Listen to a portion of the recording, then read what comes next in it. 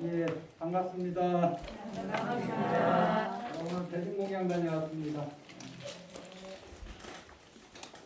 저번에 제가 나에 대해서 설명하면서 나를 이렇게 해체해서 이제 쭉 해가지고 안식계까지 했죠. 18개까지. 그래서 반야신경의 전반부가 그런 구조로 돼 있다. 다음에 반야신경을 외우실 때 왜 색상향지처법을 얘기하고 왜 무한계 내지 무의식계를 얘기하시는지 그게 전부 다 나에 대한 얘기다. 그 다음에 나오는 얘기도 역시 나에 대한 얘기입니다. 금강경에서 조금 우리가 정리하고 넘어가야 될 게 하나 있어요. 개념 같은 건데 이 무주상 할 때 이게 머물 주자를 쓰거든요. 이게 무슨 뜻이냐? 금강경에 이 주자가 나오는데 한 번은 긍정적으로 쓰이고 딱 한 번만 긍정적으로 쓰이고 나머지는 다 부정적으로 쓰입니다.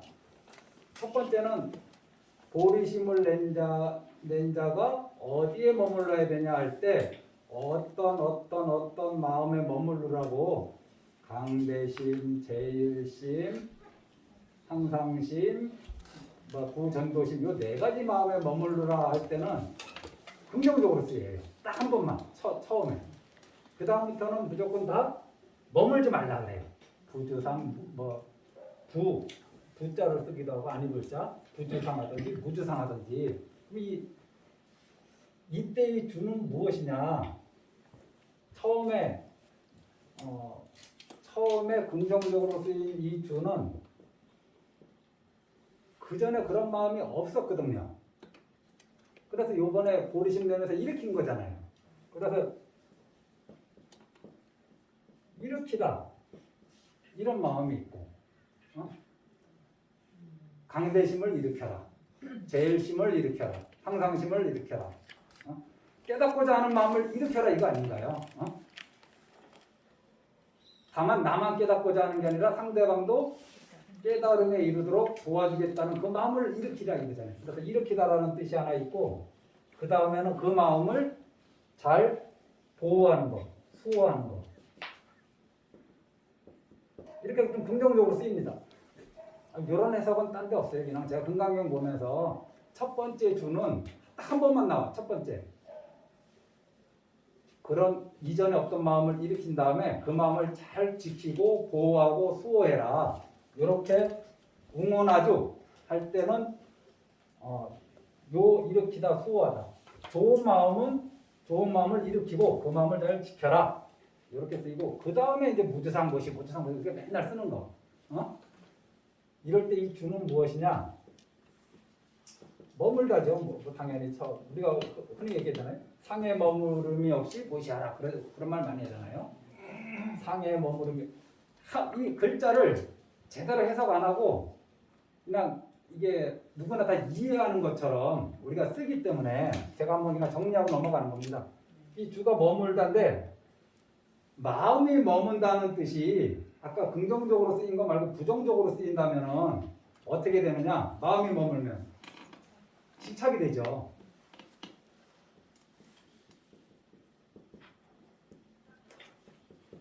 그래서 상에 집착하지 않고 보시해라 이런 말을 해도 하나도 이상하지 않아요.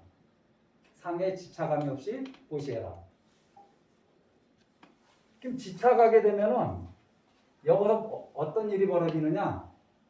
우리가 무엇을 집착하고 애착하게 되면은 기대하고 바라는 마음이 생겨요.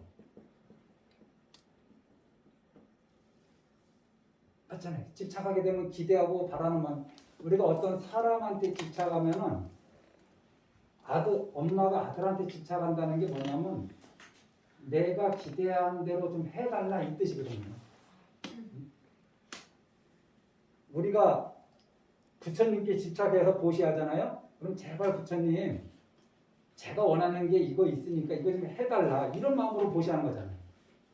그러니까 기대하고 바라는 마음이 따라붙게 돼 있습니다. 그 다음에 이것이 이루어지지 않았을 때는 어떤 마음이 생기느냐? 화가 나죠. 실망하죠. 근데 여기까지는 가지 않습니다. 여기까지 줄을 여기까지 가지 않고 머물다를 집착하다, 기대하고 바라다 여기까지만 일단 이해하고 그것이 이루어진 내가 왜 이렇게 화가 나 있을까? 집안이든 회사든 내가 왜 이렇게 화가 나 있을까? 기대하고 바라는 마음이 있기 때문이죠. 기대하고 바라는 마음이 없었다면 화가 나. 내가 딸한테 왜 이렇게 화가 나 있을까? 기대하고 바라는 마음이 있기 때문에 화가 나는 거죠. 그럼 왜 기대하고 바라는 마음이 있는 건가? 딸한테 집착하는 마음이 있기 때문에 그렇죠. 그럼 집착하는 마음이 있으면 어떤 상황이 되느냐? 딸을 있는 그대로 보기가 어렵죠.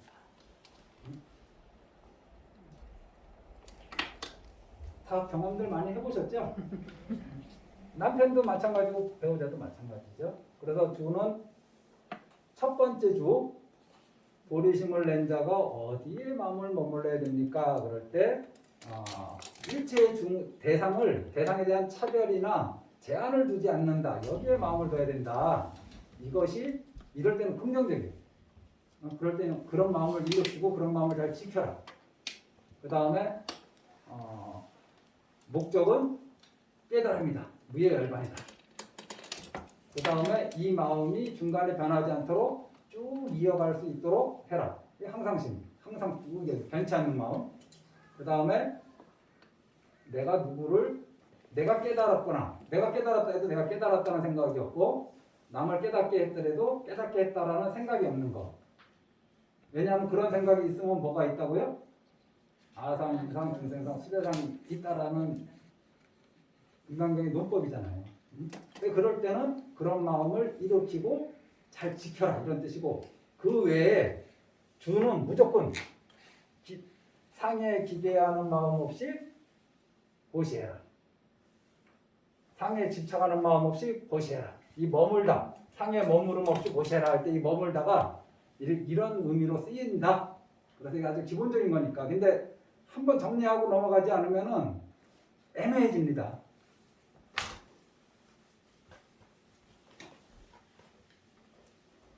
그래, 그러면 이제 주는 그렇다 쳐. 그럼 이 상이 무엇이냐?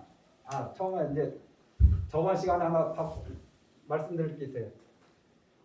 녹음을 안 해놨으면 내가 퉁치고 넘어갈 텐데 이 상을 표상이라 하면서 똑같은 의미로 너 표류한다 뭐 이런 말로 제가 한번 말씀드린 적이 있는데 제가 그냥 준비 안 하고 머리에 떠오르는 대로 그냥 막 말해가지고 근데 아무도 나한테 이 제기를 안 하대.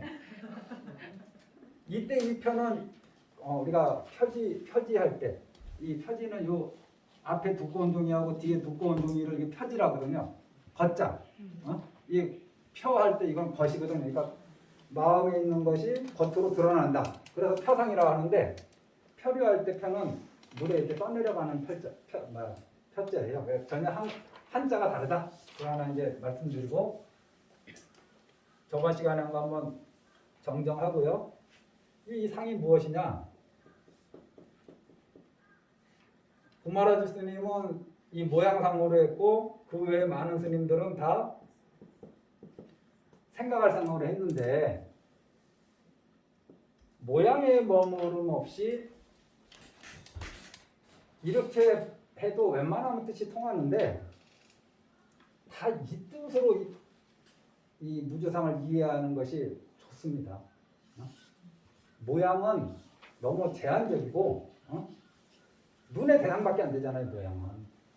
그래서 이 상은 인식이나 관념의 토대라 그래요. 그러니까 인식이나 관념이 아니고 인식이나 관념을 만들어내는 그 기반이 된다는 거죠. 그럼 인식이나 관념을 이거 어려운 말이지만 한번 들어보시고 잊어버리셔도 무방합니다.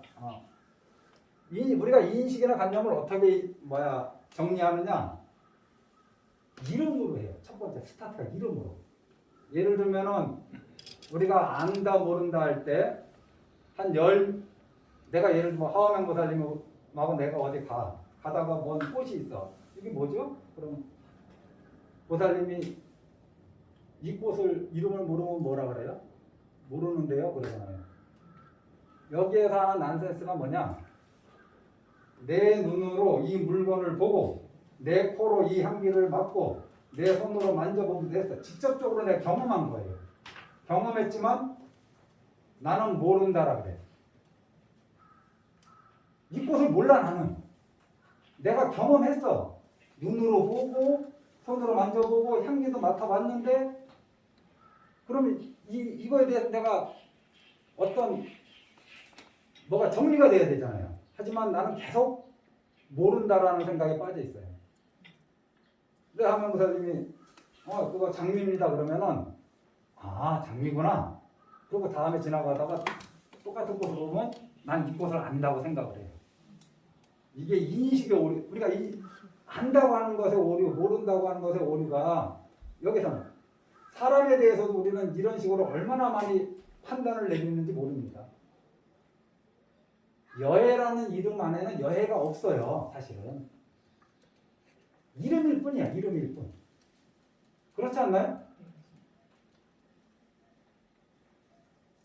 무진이 보살님 안에 무진이가 없어요. 이름일 뿐이야. 이름일 뿐이야. 그냥 우리가 그냥 무진이라고 부를 뿐이에요. 응? 내가 무진이 보살님이라는 이 이름을 알고 얼굴을 안다고 해서 무진이 보살님을 아느냐? 뭐 이름은 알죠. 하지만 무진이 보살님의 본질은 내가 몰라요. 응? 근데 우리는 안다고 생각하죠. 이게 그러한 것들을 인식이나 관념이라고 합니다. 응? 우리가 그냥 보편적으로 맞다고 생각을 해요. 장미 맞잖아. 10사람이면 10사람 다 장미 맞다 그래요. 그럼 누구나 장미인지 알아 이제. 그럼 안다고 생각을 해. 그리고 거기서부터 온갖 사유가 시작되죠. 무진이 그 사람 알아. 안다고 생각해. 이름을 아는 순간에. 내가 회사 다니는 분들 걸어가고 있는데 어떤 사람이 지나가. 근데 저 사람 알아? 얘 뭐 무슨 부서의 김 과장입니다. 그러면 김 대리는 김 과장을 잘 아는 사람이야. 사실은 근데 이름만 알 뿐이죠. 이름 안에는 그 사람이 없어요. 사실은. 근데 우리는 안다고 생각하고 거기서부터 마음이 막 작동하기 시작하잖아요. 거기서 얼마나 많은 오류가 생겨요. 그래서 요거는 인식이나 관념이라고 보시면 돼요. 그래서 해석을 이렇게 해놓고 상황에 따라서 좀 바꿔서 보시기 바랍니다. 인식에 집착하지 않고 집착감이 없이 인식에 집착감이 없다. 인식에 집착감이 없이 보시한다. 이게 이제 금강경에서 색수상 행식에서 상만 딱 띄어내갖고 말씀하신 뜻이에요. 여기 느낌 수가 들어가면 어때요? 무주수. 좋은 느낌에 집착감이 없이 보시해라. 말 되잖아요. 나쁜 느낌에 집착감이 없이 보시해라. 나쁜 느낌 생기면 보시 안 할 거 아닙니까? 보시 받아 마땅한 분한테 내가 기분이 나빠. 그럼 보시 안 할 수 있잖아요. 나쁜 느낌에 뭐 집착감이 없이 보시해라. 그거는 좀 쉽게 이해가 되실 거예요. 여기에 뭐 다른 거를 넣어도 되죠. 근데 이 상이 우리 인식과 관념에 끼치는 영향이 너무나 지대하기 때문에 이 지적인 그 토대에 너무 큰 영향을 끼치기 때문에 부처님이 색수상 행식에서 상만 딱 끄집어내서 금강경에서 이 상만 계속 다루신 거예요. 다른 데서는 수만 또 막 다루신 말씀이 있어. 그게 대표적인 게 두 번째 하사를 맞지 말라 이거잖아요. 그래서 이거는 인식이나 관념이다. 이게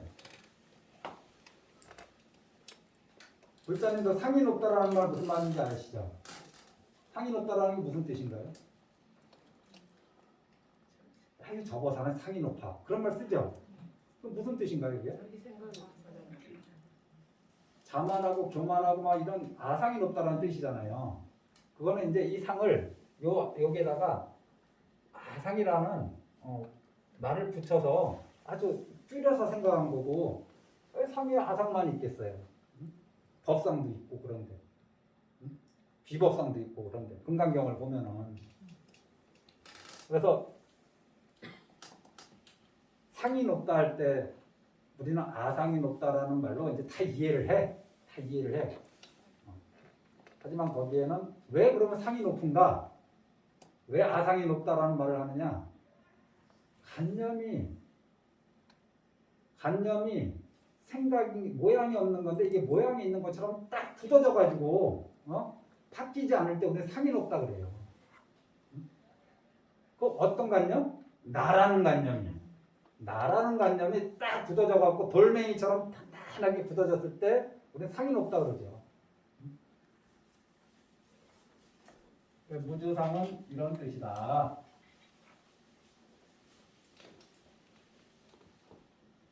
이 금강경에 공이라는 말이 거의 안 나오는데 내내 공의 얘기만 얘기하십니다. 공이 그러면은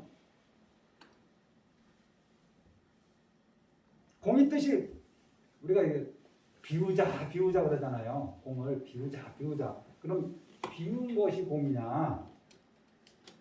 비운 것은 공이 아니에요. 비운 것은 무엇을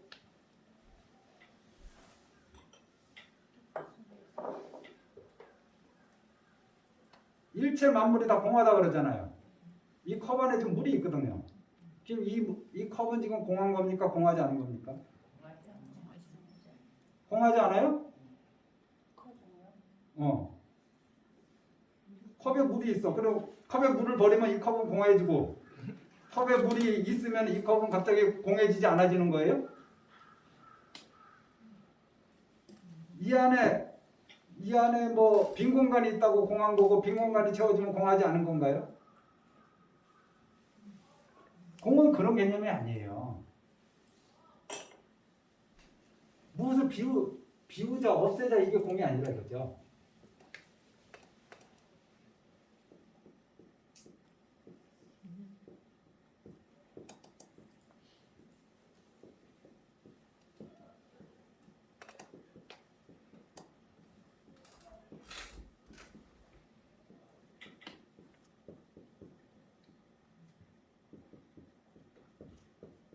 이게 공의 정의입니다. 인연에 의해서 생멸하는 것은 거긴 날아갈 것이 없는 거예요. 이게 공의 정의예요. 생하는 거를 우리는 있다 하고 멸할 때 우리는 없다 합니다. 없을 문자 써서. 그래서 있을 때는 인연에 의해서 뭔가 생겼을 때 있을 때는 여기에 있다는 것에 착해가지고 가지려고 하고 막 집착하고 있다 생각하고 거기에 대고 막 분노하고 공의 이치를 모르면은 있다 생각하고 있을 때는 있음에 집착하고 없으면은 인연에 의해서 또 사라지기도 하잖아요. 없을 때는 어떻게 되느냐? 아이고 허무하다, 허망하다 그러고 어떤 것이 있을 때는 있음에 집착해서 집착하고 막 욕심내고 막 승질내고 막 그래요. 이런 말 하면 안 되겠지만은 우리 애들한테 그러지 않나요? 애들이 있을 때는 있다 생각하죠. 있다 생각. 애들이라는 고정불변의 실체가 있다 생각하니까 인연에 의해서 애가 있잖아요. 지금 있을 때는 그냥 거의 집착하고 분노하고 막 그런다고. 근데 애가 없어져가. 그럼 뭐 인연법에 의해서 사유하는 게 아니라 허무해지고 허망해지죠. 그냥 인연에 의해서 생겼다가 사라질 뿐인데 있으면 있는데 딱 가서 달라붙고 없으면 없는데 가서 딱 달라붙는다고. 그래서 불교는 유도 버려야 되고 무도 버려야 된다. 이렇게 이제 선사 스님들은 많이 얘기하시죠. 유에도 착하지 말고 집착하지 말고 있음에도 집착하지 말고 없음에도 집착하지 마라. 어찌됐든 나라고 할 만한 나라는 고정불변의 실체가 있다. 그런 건 없다라고 하는 게 부처님의 말씀이에요. 세상 모든 사람들이 나라는 고정불변의 실체가 있다라고 생각하는데 내가 있는 것 같잖아요. 그래서 이 공의 이치는 없는 거, 이 비우는 것만 공을 얘기하는 게 아니라 있을 때도 공이라 있을 때도 그대로 공이에요. 그래서 색이 그대로 공하고 있을 이거는 우리가 얘기할 때 이거 색이라 하거든요. 이거 이 있는 거를 다른 말로 있는 거 그대로 공한 거예요. 있는 거 그대로 공한 거예요. 그 공의 개념을 요번에 좀 딱 잡으시고 제 밴드 옛날 글도 한번 읽어보시고 허무해지고 허망해져서 공해진 게 아니라 있을 때도 공한 거예요.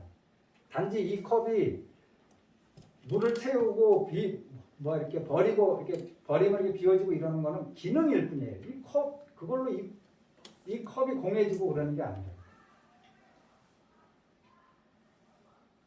그러면 중요한 거는 이제 금강경을 공부하시면서 이게 앞에 거 인연에 의해서 생멸하는 것은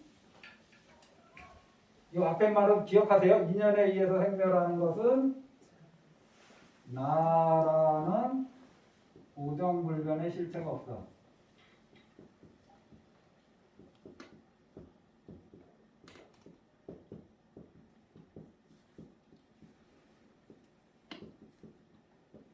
나라는 고정불변의 실체가 인연에 의해서 생멸하든 말든 나라는 고정불변의 실체가 있다. 이것이 인도 당시의 아트만이거든요. 나라는 고정불변의 실체가 있다. 이것이 유신견이고 인도 그 당시에 인도 그 당시나 지금이나 지금도 얼마나 많은 하느님이라는 고정불변의 실체가 있다. 하느님 아들이라는 고정불변의 실체가 있다. 예수라는 고정불변의 실체가 있다. 다 이렇게 생각을 해요. 제가 뭐 남의 종교를 더 얘기할 거 없고 그럼 금강경에서는 무엇을 깨뜨리고 싶어 하는 것이냐? 이게 나라는 고정불변의 실체가 있다라고 생각하면은 아상이 있는 거죠. 나라는 관념이 있는 거죠. 나라는 관념이 있는 거죠. 이 상은 관념이니까 인식이니까 나라는 인식이 있는 거예요. 내가 있다라는 인식이 있는 거예요. 아상은. 그런데 부처님은 없다야. 이거를 금강에선 여러 가지로 중생이라는 고정불변의 실체가 있느냐, 보처라는 고정불변의 실체가 있느냐, 안역따라 삼맥삼벌이라는 고정불변의 실체가 있느냐, 다냐바라밀이라는 고정불변의 실체가 있느냐, 연등물이 석가 부처님한테 준 숙이라는 고정불변의 그 실체가 있느냐. 그러면서 부처님은 있다 없다. 그것이 있다라고 생각하면은 아상, 인상, 중생상, 수재상 넷 중에 하나는 무조건 걸려 들어가는 거예요. 왜냐하면은 나라는 고정불변의 실체가 있다라는 생각을 가지고 있는 사람은 신이 있죠. 있어. 신이 없는 건 아니에요. 신이 있는데 신도 인연에 의해서 생멸하는 존재라는 게 부처님의 말씀이에요. 복을 많이 지어서 지금 신이 된 거야. 복이 다 소멸하면은 타락하죠. 지금 우리 사바세계에서 부자들 복을 많이 지어서 부자가 된 거예요. 이번 생에 폐가망신 안 할 수도 있고 폐가망신 할 수도 있어요.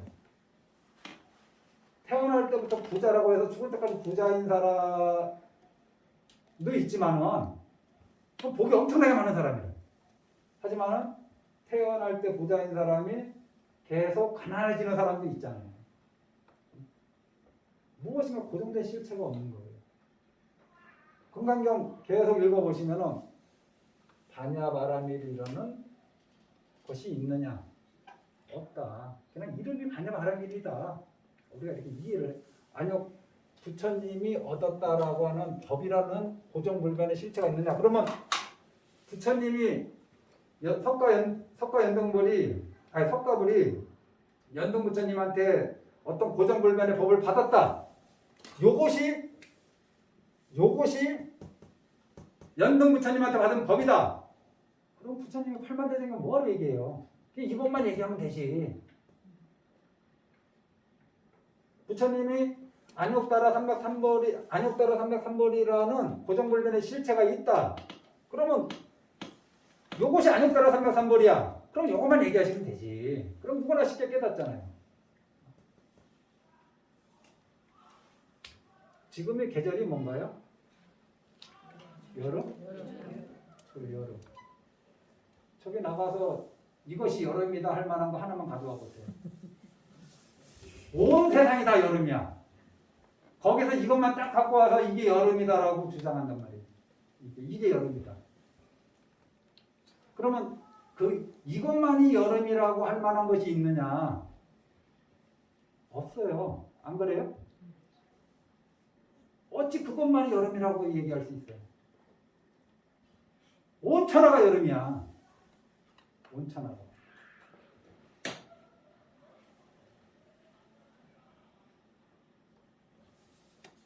온 천하가 무위법인데 거기에 이것만이 무위법이라고 할 만한 것이 있느냐?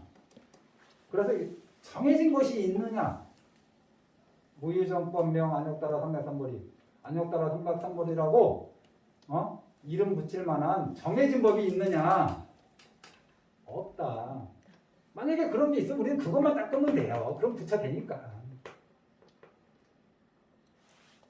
무엇인가 이름 안욕따라 삼백삼벌이라고 이름할 만한 깨달음으로 이끄는 그 무상정득 정각이라는 것이 있다면 우리는 그것만 닦으면 되는데 그런 게 없어.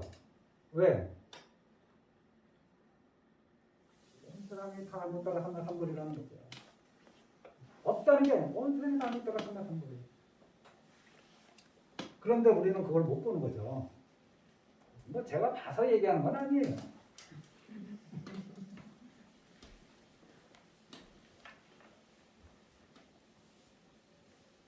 여기까지 좀 이해되셨습니까? 불교를 처음 접하시는 이제 막 입문하시는 우리 거사님들 몇 분 진짜 뭔 소리고 저게 뭐 그러실 수도 있고 그런데 조금 말이 익숙해지면은 우리 보살님들도 또 불교가 또 어려운 이유 중에 하나가 제가 여러 가지 용어가 같은 말이 다양하게 쓰인다 그랬잖아요. 여기에도 이제 제가 왜 이런 말씀을 드리냐면은 이걸 좀 설명을 해야지 경전 내용을 제가 이제 쭉 치고 나갈 수 있어서 그래요. 불교에서 제일 많이 쓰는 말 중에 하나가 뭡니까? 법이란 말이죠. 법. 그 법이 이제 우리가 보니 불교를 아예 아무것도 모르면은 심플해진다 그랬잖아요. 법이 무엇이죠? 그러면 부처님 가르침이죠. 그럼 심플해져. 그런데 부처님 가르침이 서려진 경전 안에 보면 법이 이게 부처님 가르침 색성향 미촉법? 이게 부처님 가르침인가? 이런 여러 가지 혼란이 생길 수 있잖아요. 그래서 한 번쯤은 정리를 해야 된다. 이런 단어들이 나올 때마다 이 법을 두 가지로 나누면 뭐로 나누냐면 무위법과 유위법으로 나눕니다.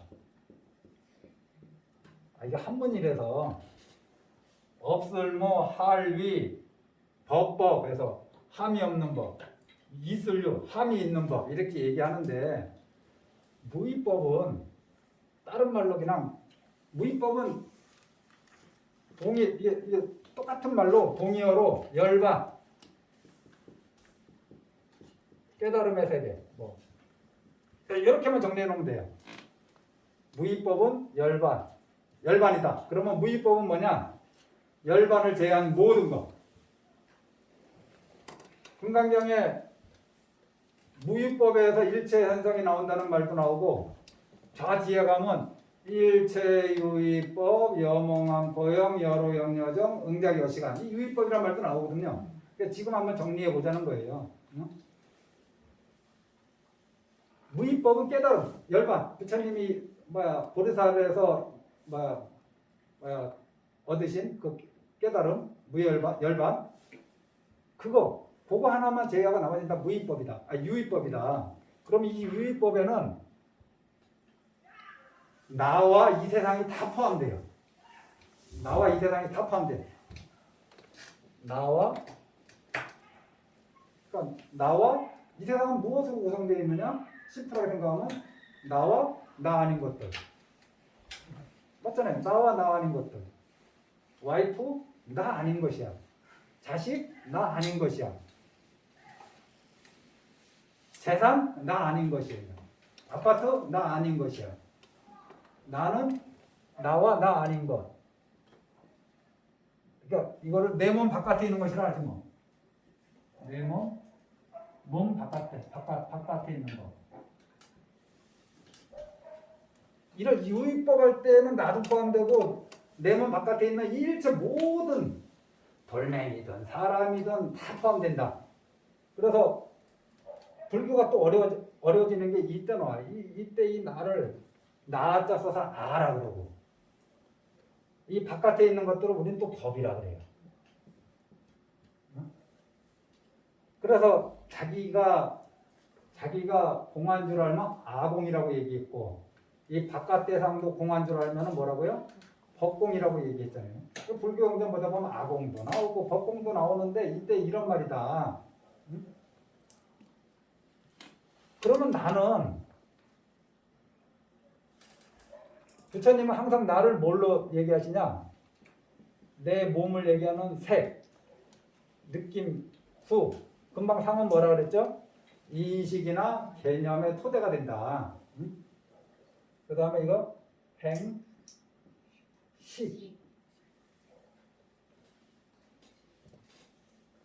그래서 요 색은 이럴 때는 내 몸을 얘기해요. 요거는 마음을 얘기하고. 요렇게 해서 마음을 네 가지로 나눠보고 부처님은 또 색을 또 자세하게 설명을 하셔요.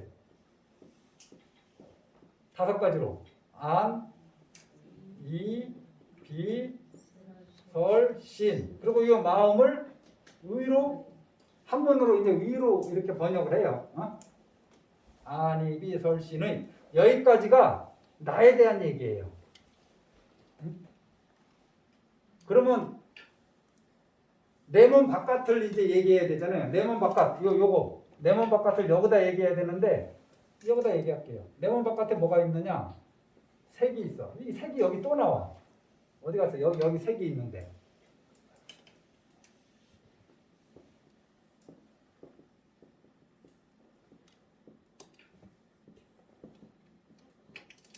여기 법이란 말이 또 나와요. 법이 몇 번 나오는 거야. 법. 근데 그때마다 좀 다르게 이해해야 된다는 거예요. 경전이 그래서 어려운 게 아니라 이런 말을 정확하게 개념화되어 있지 자기가 정리하지 않았을 때 어려워지는 거죠. 요거는 요 몸 바깥에 우리가 몸 바깥에 있는 걸 뭐라 그러냐면은 요 놈이 이건데 내 몸 바깥에 있는 거잖아요. 이거를 대상이나 경계라는 말로 또 얼마나 많이 쓰는지 몰라요. 요 바깥에 있는 거. 대상에 끄달리지 마라, 경계에 끄달리지 마라 이런 걸 얼마나 많이 써요. 경전이나 부처님 큰 스님도 말씀 들어보면 대상에 끄달리지 마라, 경계에 끄달리지 마라. 그게 그때 그 대상이나 경계가 뭐냐? 색성향 미촉법이다. 그때 대상이나 경계가 내 몸 바깥에 있는 거. 그러면 이거는 색은 뭐냐? 눈의 대상이야. 또는 눈의 경계라고도 하죠. 눈의 대상. 성은 뭐냐? 귀의 대상이죠. 성은 소리잖아. 이건 귀의 대상이죠, 당연히. 귀의 대상. 이거 코니까. 이거 향은 코의 대상. 또는 코의 경계. 이 미는 혀의 대상, 혀의 경계. 이 촉은 몸의 대상 또는 몸의 경계라고 그러고 이때 이 법은 대상은 대상인데 이걸 다 대상 또는 경계라고 하는데 여기 있는 거는 각각에 해당되는 그 말을 붙여줘야 돼. 눈의 대상인 색, 귀의 대상인 소리. 이때 이 법은 뭐냐? 마음의 대상. 어쩌나 이게 마음이잖아요. 마음의 대상 또는 마음의 경계. 부처님 말씀이나 어른 스님들 법문 들을 때 마음의 경계에 끄달리지 마라. 마음의 대상에 끄달리지 마라는 말 많이 듣잖아요. 그때 그게 여기 이 법입니다. 이렇게 개념 정리 한 번만 딱 해놓으면 지나가면 다 잊어버리잖아요. 그러니까 한 번씩 좀 다시 보시고 이번 기회에 처음에 우리가 이렇게 좀 정리해 놓는 게 내가 저거까지 알아야 되나? 살아가는 것도 바빠 죽겠는데 한 번만 정리해 놓으면은 다음에 유용하게 어른 스님들 말씀이나 부처님 말씀을 볼 때 좀 더 깊이 들어갈 수 있는, 쑥 들어갈 수 있는 인연을 만들 수 있습니다. 그리고 요거는 마음의 대상이고 이때 이 법은 모든 대상 경계죠. 우리가 보살 뭐 처음에 보살업법에 이렇게 돼 있잖아요. 보살업법에 그때 제가 대상 경계라고 하라고 글자를 바꿔놓으라는 거는 그때 이거고. 그러면 이제 무주상을 한번 봅니다. 처음에 내 몸 안에서 나에 대해서 여기 있는 상만 땡겨왔어. 그래서 내 인식이나 어떤 개념 이런 거에 집착감이 없이 보시해라 이렇게 했어. 그런데 내가 집착하는 것이 내 마음에서 일어나는 생각만이 그러냐? 내가 집착하는 대상은 또 밖에 많잖아요. 그러니까 이 바깥 대상 가운데 이 세 개 무주색 또는 부주색 세 개 집착감이 없이 보시해라. 이런 말 가능하고 소리에 집착감 없이 보시해라. 향에, 맛에, 촉에, 법에 집착감 없이 보시해라. 이 말이 된단 말이에요. 내 마음에 있는 어떤 인식에 집착감이 없이 보시해야 되고 이제 이거를 좀 넓혀서 바깥 대상까지 넓혀서 이 색이 이럴 때 이 색이 여기에 있는 색은 내 몸뚱아리 전체를 얘기하고 이때 이 색은 뭐죠? 눈의 대상. 눈의 대상. 이거는 내 몸뚱아리고 이거는 눈의 대상. 내 눈의 대상이 무엇이라고 했습니까? 어떤 색깔과 모양이 있는 것이 내 눈의 대상입니다. 색깔이 없으면 우리는 못 봐요. 투명 인간인데 어떻게 볼 거야? 모양이 없어도 못 봐요. 우리는. 이 세계 대상에는 사람도 들어가죠. 저한테는 보살님이 보살님으로 저를 봤을 때 보살님한테 저는 이 색입니다. 그러면 저를 보고서 여애라는 색을 색에 집착해서 집착감이 없이 보시해라. 이 말이 되는 거예요. 어떤 큰 스님 보고서 큰 스님이 갖고 큰 스님 보면 아이고 그 스님은 기미털이 막 여러 가지 내려오고 눈썹이 이렇게 내려오고 무슨 부처님의 30 이상 80종호 같이 그런 걸로 이렇게 막 그 특징을 얘기하면서 그 스님은 뭔가 이루신 분이야. 그 스님의 외형을 보고서 그 스님이 머무는 집의 크기를 보고서 이것도 색이잖아요. 그 스님이 머무는 집의 크기를 보고서 저 스님 큰 스님이야. 그래서 그런 색에 집착감이 없이 보셔야 된다. 그럼 소리는 뭐냐? 소리까지가 소리 얘기. 그럼 명성이죠. 소리가 뭐야? 소리에 집착감이 없이 보셔야 한다. 세상 사람들이 얘기하는 그 사람에 대한 평가 이게 소리 아닌가요? 그 스님 큰 스님이라더라. 고시하고 싶으면 그 스님 나쁜 스님이라더라. 고시하고 싶은 마음이 싹 사라져. 오로지 그 사람에 대한 소리에 끄달려 갖고 뭔가를 하고 안 하고가 결정되잖아요. 그래서 그런 토리에 집착감 없이 보시해라. 이게 무주성 보시 아닌가요? 무주색 보시는 대상, 눈의 대상에 집착감이 없이 보시하는 거고. 이 법은 이럴 때 법은 뭐냐? 마음의 대상이라고 했잖아요. 그냥 내 마음에 끌리면은 보시하고 내 마음에 끌리지 않으면 보시 안 하는 거지. 마음의 대상. 내 생각이기는. 내가 좋으면 보시하고 내가 좋지 않으면 보시 안 하고. 나한테 이익이 된다 생각하면 보시하고 나한테 이익이 되지 않는다 그러면 보시 안 하고. 뭔가 자기 생각. 마음의 대상이라는 게 뭡니까? 결국 생각이에요, 생각. 생각. 그러니까 자기 생각에 자기 판단, 자기 생각 이런 걸로 해서 보시할 건가 말 건가를 머뭇머뭇하고 왜 안 해? 거기는 투명하지가 않아. 안 해. 아유 해야지. 이렇게 경계에 끄달려서 보시한다 이거죠. 자, 좀 쉬었다가 이제 경전 나가겠습니다. 이거를 조금 정리를 하셔야지 경전 나가는 것이 좀 이해됩니다.